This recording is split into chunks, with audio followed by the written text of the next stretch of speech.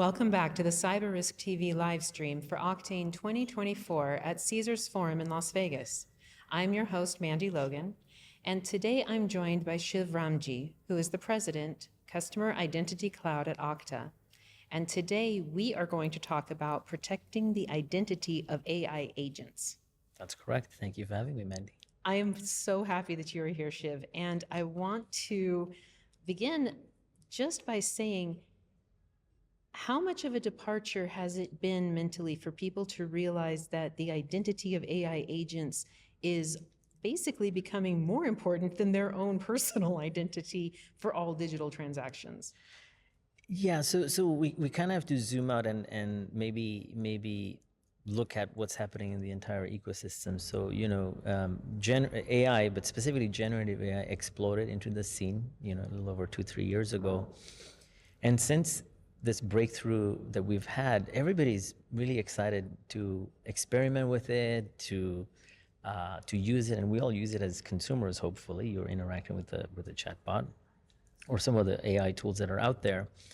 But for this ecosystem to develop, and we anticipate it will be a very large AI agent ecosystem, which is basically these fast interconnected programs that are working on our behalf, your behalf, my behalf.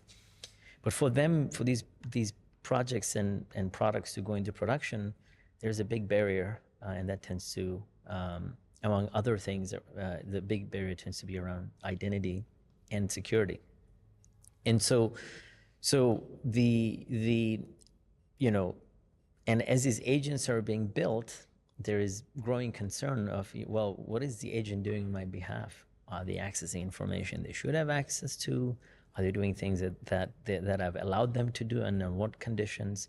And so we anticipate, the spend in this category is growing fast. It's something like to the order of 10x in 4 years. Right. And then recently, if you heard Mark Benioff, the CEO of Salesforce, he claimed that there will be he envisions 1 billion Salesforce AI agents by end of next year. So everybody's experimenting, everybody is building, and so we anticipate all of us in a consumer experience or even at companies, we'll have lots of agents working on our behalf. And there is a real big consumer experience benefit here, right? But you want to make sure they're working on your behalf with the right identity and security behind them. And so that is a barrier, and that's something that we want to address, obviously.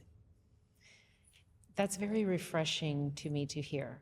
As you were speaking, what came to mind was how much we as intelligent, forward-thinking individuals look at AI and go, oh, this is wonderful, especially if I can relegate tasks I either don't have the time for, can't follow up on, or just don't want to do, then we want our AI agents to handle those things. However, doesn't that also open up additional threat landscape, because those are items that people put in the back of their mind as, oh, I don't have to think about this anymore. Yeah. And does that in and of itself adjust what the existing threat landscape is? I think so there are several things we should talk about it. The first one is just all these AI tools make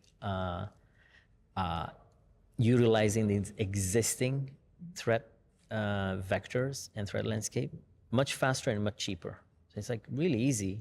Absolutely. And you don't even have to be technical. That's the scary part. You don't have to be technical to go ahead and exploit existing vulnerabilities. So that's kind of the first thing with the rise of these generative AI technologies. Existing threats can now be amplified because they can be done cheaper, and they can be done much, much faster. And you don't have to be an expert, right? So that's one. But it also introduces new attack vectors. I mean, we're already seeing a big rise in deep fakes. Right. And video and audio. Audio, right? So it's really hard to discern what's real, right? And then there are other new things such as, if you're using large language models, which a lot of these agents will use, well, you want to make sure large language models aren't doing anything that they're not supposed to. So avoiding hallucinations. It's fairly typical that large language models will augment their intelligence with some additional data. whether it's a document, a database, a picture, something you uploaded, right, to augment the intelligence they have. Well, you want to make sure the agent actually is only accessing information that you have access to because it's working on your behalf. But imagine if they had access to information that was beyond your scope. Well, that would be a problem.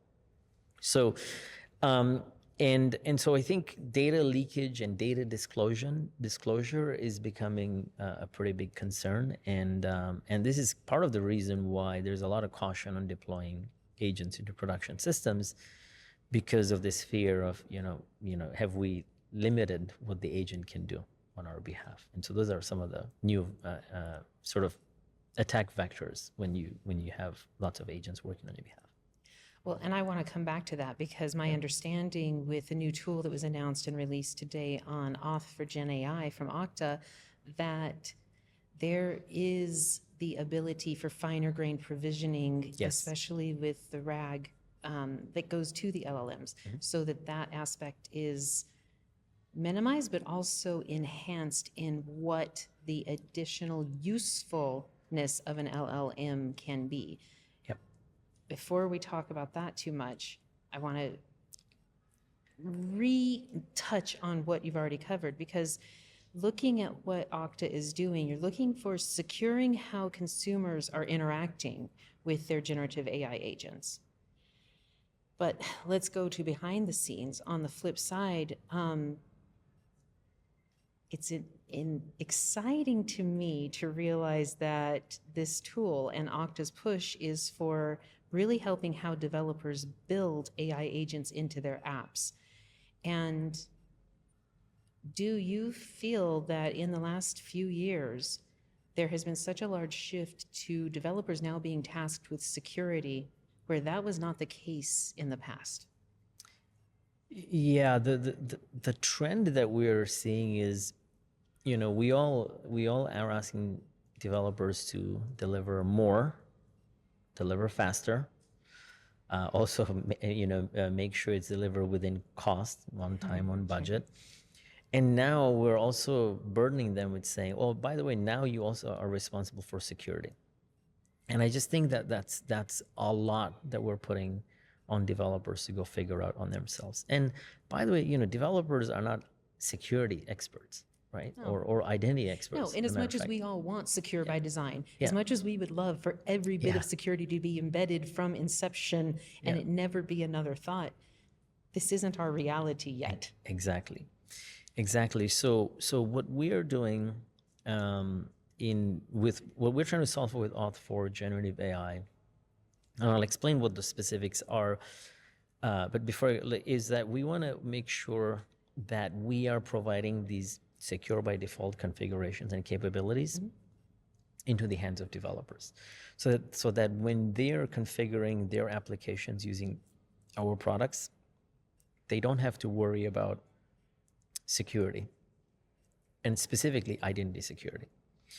So and I can go into what those 4 requirements are. The first one is just, in the world of AI agents, we're gonna still have to do authentication, just like we check for humans, right? We verify you are who you say you are.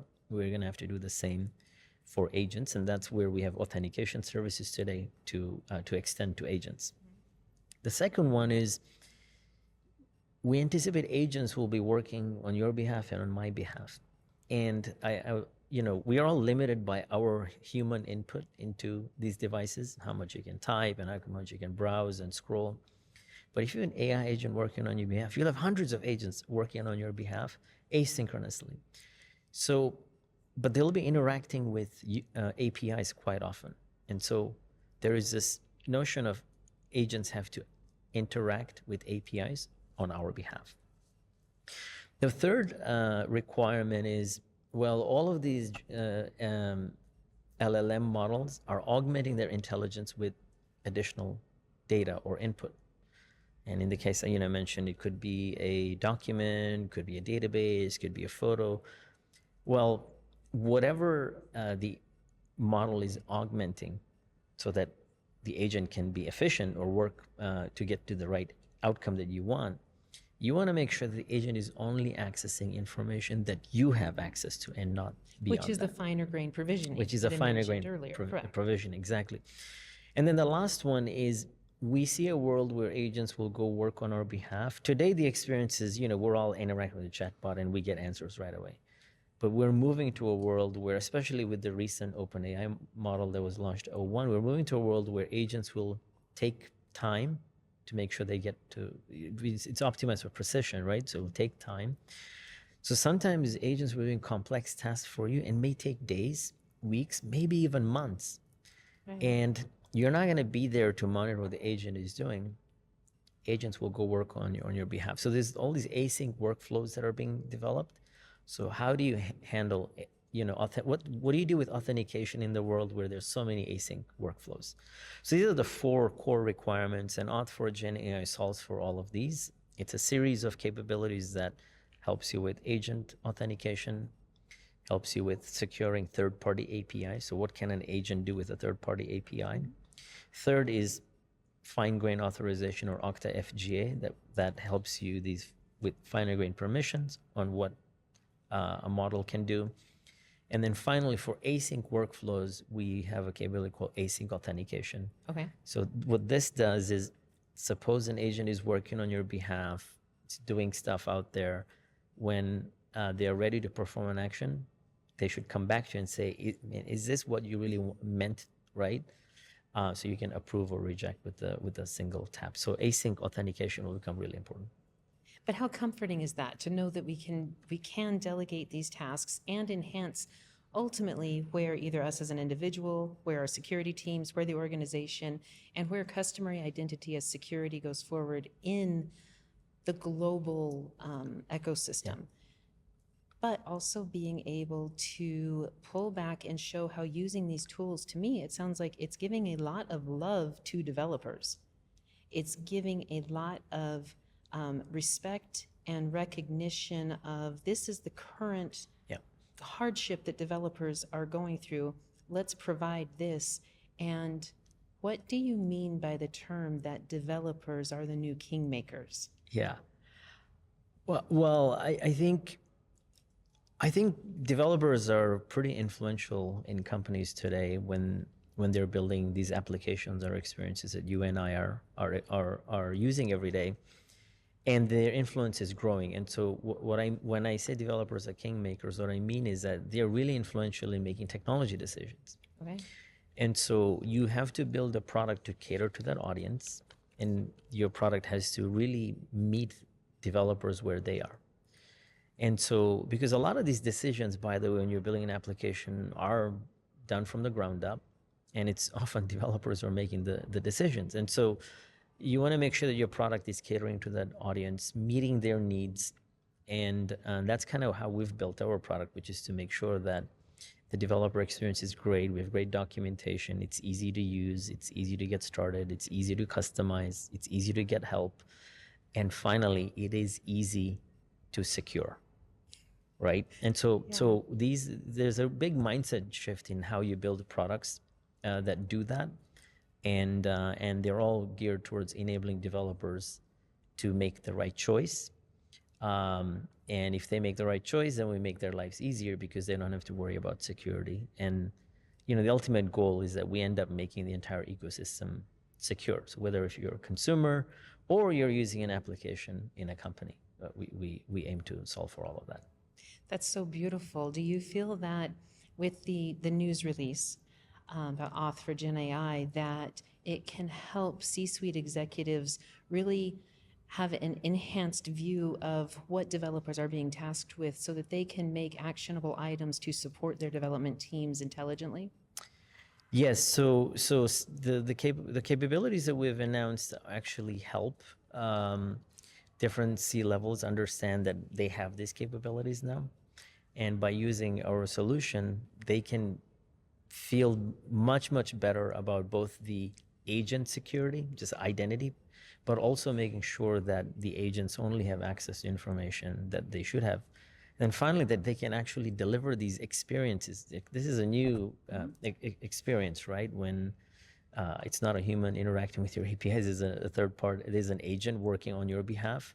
So it's like a new interaction model, and how do you enable that interaction model in a safe and secure way? And so that's another area that we're also focused on in terms of solving for companies, and obviously giving the C-suite the ease of give them the peace of mind that this is secure. That's very comforting to me to hear, and Yeah. I hope that it is for everyone who is listening. So Shiv, thank you so much for joining us. This really was awesome. I appreciate this. Thank you. And thank you to our audience for tuning in for this live interview from Oktane 2024. To find all of the Cyber Risk TV coverage of this year's event, please visit securityweekly.com/Oktane.